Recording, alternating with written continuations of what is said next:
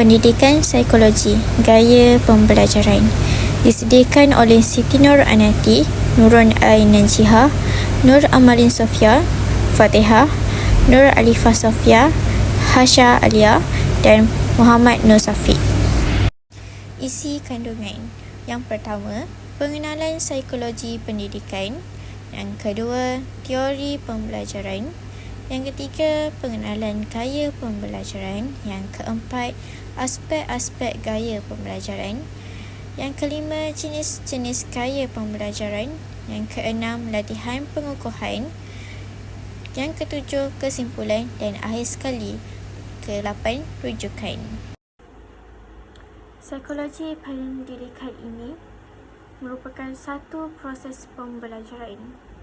Psikologi bererti ilmu jiwa dan manakala dari segi pendidikan untuk mentransmisikan gaya pembelajaran. Gaya pembelajaran ini merujuk pelbagai teori-teori tokoh yang terkenal dari segi gaya pembelajaran. Melalui psikologi pendidikan ini, pendidik dapat mengembangkan pengalaman dengan lebih efektif dan holistik kepada pelajar. Terdapat 4 teori pembelajaran iaitu behaviorist, sosial, kognitif dan humanistik. Terdapat beberapa teori dalam teori pembelajaran. Yang pertama adalah teori behaviorism. Behaviorism ni dia menyatakan bahawa pembelajaran merupakan perubahan tingkah laku dalam diri seseorang individu yang disebabkan oleh pengalaman. Baiklah, terdapat 4 teori tingkah laku. Antaranya adalah teori pelaziman klasik Watson. Watson telah membuat satu kajian ke atas bunyi tikus untuk kanak-kanak. Yang kedua adalah teori pelaziman klasik Pavlov. Pavlov ini telah membuat kajian ke atas anjing melalui audio anjing. Yang ketiga adalah teori pelaziman operan Edward Elton Duck. Dia telah membuat satu eksperimen puzzle box ke atas kucing. Yang keempat adalah pelaziman operan Skinner. Dia telah membuat satu kajian ke atas haiwan menggunakan Skinner box. Seterusnya kita akan mempelajari teori pembelajaran kognitif. Kognitif menekankan pada proses mental. Informasi yang diterima diproses melalui pemilihan, perbandingan dan penyatuan dengan informasi ini kemudian diubah dan disusun kembali. Otak kita akan memproses secara aktif yang diterima dan menukar informasi kepada bentuk atau kategori baharu. Ahli psikologi kognitif berpendapat bahawa pembelajaran adalah proses mental yang aktif untuk mendapatkan, menyimpan, mengingat dan menggunakan ilmu. Teori pembelajaran sosial ini memberi idea kepada para guru bagi menghasilkan sesuatu persekitaran sosial yang kondusif. Persekitaran sosial yang kondusif ini bermaksud persekitaran yang sesuai, yang baik untuk sesi pembelajaran, iaitu dengan adanya persekitaran yang baik ini dapat mendorong dan membantu pelajar belajar dengan lebih baik.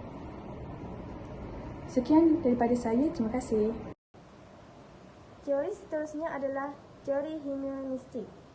Teori humanistik ni, manusia adalah makhluk dengan sifat tertentu.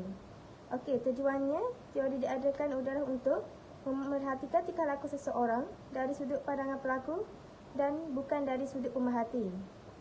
Terdapat 2 tokoh dalam teori ini. Yang pertama adalah Abraham Maslow. Abraham Maslow telah membuat satu hierarki keperluan. Tahap pertamanya adalah keperluan fisiologi. Yang kedua pula adalah keperluan jaminan, manakala yang ketiga pula adalah keperluan sosial dan keempat adalah keperluan kebanggaan dan yang kelima adalah kesedaran diri. Manakala tokoh yang kedua pula adalah Carl Rogers. Carl Rogers ini telah mengemukakan 2 jenis pembelajaran. Yang pertama adalah kognitif, bermakna. Yang kedua adalah eksperimen, iaitu proses pembelajaran berlaku dengan adanya situasi yang mampu mengubah tingkah laku seseorang. Perkara ini telah diceritakan oleh Morgan di dalam bukunya iaitu Introduction to Psychology 1975. Baiklah, saya akan membentangkan mengenai gaya pembelajaran. Apa itu gaya pembelajaran? Gaya pembelajaran merujuk kepada cara seseorang menafsir dan mengingati segala maklumat yang telah diterima. Don dan Don 1978 merujuk gaya pembelajaran sebagai cara seseorang individu menumpukan perhatiannya untuk memahami dan mengingati sesuatu maklumat atau kemahiran baru. Don dan Don 1982 menghuraikan faktor mempengaruhi gaya pembelajaran seseorang. Antara 5 faktor tersebut adalah persekitaran, emosi, sosiologi, fisiologi dan psikologi. Antara elemen persekitaran langsung seperti bunyi, cahaya, suhu dan reka bentuk dapat mempengaruhi pembelajaran seseorang. Elemen kedua yang terdapat dalam Don dan Don adalah emosi. Emosi berkait rapat dengan emosi jiwa manusia. Faktor emosi termasuk motivasi, keazaman dan tanggungjawab dan struktur. Elemen ketiga yang dinyatakan dalam Don dan Don adalah elemen fisiologi. Elemen fisiologi terdiri daripada persepsi, permakanan, waktu belajar dan mobiliti. Bagi persepsi, pelajar biasanya memperoleh maklumat atau pengalaman melalui persepsi visual, pendengaran atau sentuhan kinestetik. Elemen rasangan keempat yang dinyatakan dalam Don dan Don adalah sosiologi. Keadaan sosial termasuk diri pelajar sendiri, pasangan dan rakan dapat mempengaruhi gaya pembelajaran. Seterusnya, elemen terakhir yang terdapat dalam Don dan Don adalah elemen psikologi. Rasangan psikologi merangkumi elemen analitik atau global, gerak hati, refleksi dan perprosesan otak kiri atau otak kanan. Baiklah, saya akan menerangkan apa itu gaya pembelajaran VAK.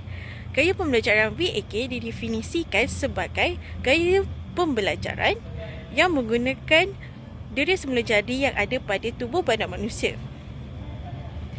Gaya pembelajaran VAK terbagi kepada 3 iaitu gaya pembelajaran visual, gaya pembelajaran auditory dan juga gaya pembelajaran kinestetik. Gaya pembelajaran visual merupakan seseorang yang boleh mengingati dan menerima maklumat hanya melalui deria penglihatan. Manakala gaya pembelajaran auditory boleh mengingati dan juga memahami sesuatu info menggunakan deria pendengaran. Dan yang terakhir, daya kinestetik merujuk kepada seseorang yang dapat menghafal sesuatu info dengan menggunakan pergerakan. Beralih kepada bahagian seterusnya, saya akan menerangkan tentang gaya-gaya pembelajaran yang terdapat dalam psikologi pendidikan. Terdapat pelbagai jenis gaya pembelajaran, antaranya gaya pembelajaran Mumford yang diperkenalkan pada tahun 1986, Kolb Learning Style Inventory yang telah diperkenalkan pada 1984, Model Felder-Silverman Learning Style, Myers-Briggs Type Indicators atau MBTI yang diperkenalkan pada tahun 1985, dan yang terakhir Herman Brain Dominant Instrument HBDI. Apakah yang dimaksudkan dengan teori pembelajaran Mumford? Teori pembelajaran Mumford memperkenalkan 4 jenis gaya pembelajaran. Yang pertama, aktivis. Yang kedua, reflektif. Yang ketiga ialah pragmatis. Dan yang keempat ialah teoris. Apakah yang dimaksudkan dengan aktivis? Aktivis ialah pelajar yang mempelajari sesuatu melalui aktiviti. Aktivis mempunyai pendekatan pembelajaran yang berfikiran terbuka, melibatkan diri mereka sepenuhnya dan sentiasa aktif dalam mendapatkan pengalaman baru. Yang kedua ialah reflektif. Reflektif ialah mereka yang belajar dengan memerhati, berfikir dan akan melihat pengalaman dari beberapa perspektif yang berbeza.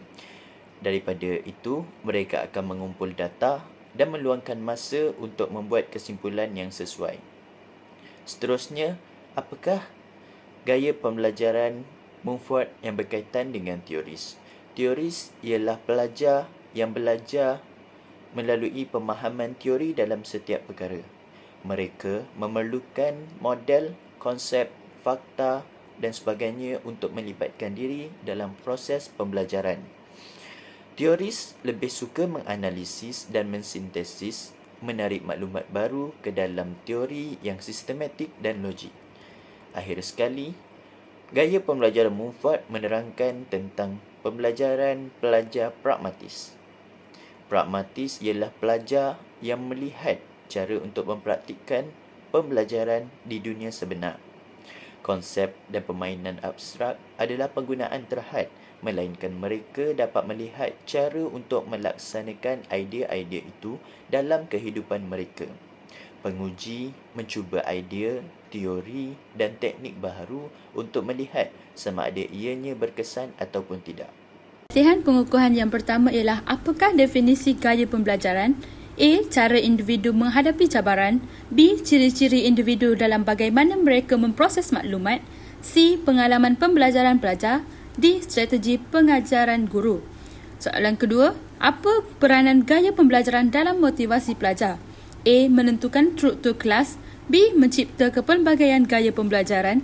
C. Meningkatkan minat dan motivasi. D. Memudahkan penilaian. Soalan ketiga, apakah kepentingan integrasikan gaya pembelajaran dalam penilaian? A. Meningkatkan persaingan antara pelajar. B. Memudahkan proses penilaian. C. Memastikan pengajaran yang bersifat umum. D. Memberikan gambaran yang lebih tepat tentang pemahaman pelajar. Soalan keempat, teori pembelajaran. Teori pembelajaran mana yang menekankan kepentingan pengalaman dan interaksi dalam pembelajaran? A. Behavior. B. Kognitif. C. Humanistik. D. Constructivist. Soalan kelima, padankan gaya pembelajaran Dunn dan Dunn. Soalan keenam, apa fungsi teknologi dalam mengakomodasi gaya pembelajaran individu? A. Membatasi akses pelajar. B. Menggantikan peranan guru. C. Menyediakan peluang untuk penyelarasan dengan gaya pembelajaran. D. Menyederhanakan pembelajaran. Soalan yang ketujuh ialah bagaimana guru dapat mengenali gaya pembelajaran pelajar? A. Menggunakan ujian atau pemerhatian. B. Mengikuti arahan kurikulum. C. Menetapkan satu gaya pembelajaran untuk semua pelajar. D. Mengendalikan institusi semata-mata. Yang ke-8, psikologi pendidikan menyediakan panduan bagi guru dalam A. Mengekalkan status quo. B. Merancang pengajaran yang sesuai dengan pelbagaian gaya. C. Menggunakan kaedah pengajaran tradisional. Atau D. Mengukur kebolehan pelajar. Soalan yang ke-9, cabaran utama dalam melibatkan pelajar dengan gaya pembelajaran yang berbeza ialah A. Memaksimalkan perbezaan. B. Menyesuaikan strategi pengajaran. C. Menetapkan satu pendekatan untuk semua pelajar. D. Mengabaikan perbezaan gaya pembelajaran. Soalan yang terakhir ialah bagaimana pendekatan pembelajaran berpusatkan pelajar dapat menyokong kepelbagaian gaya pembelajaran. A. Mengabaikan keperluan pelajar. B. Mencorakkan pengajaran mengikut gaya guru. C. Meningkatkan keberkesanan pembelajaran dengan membenarkan pelajar memilih cara pembelajaran mereka. D. Menetapkan struktur pembelajaran yang kaku.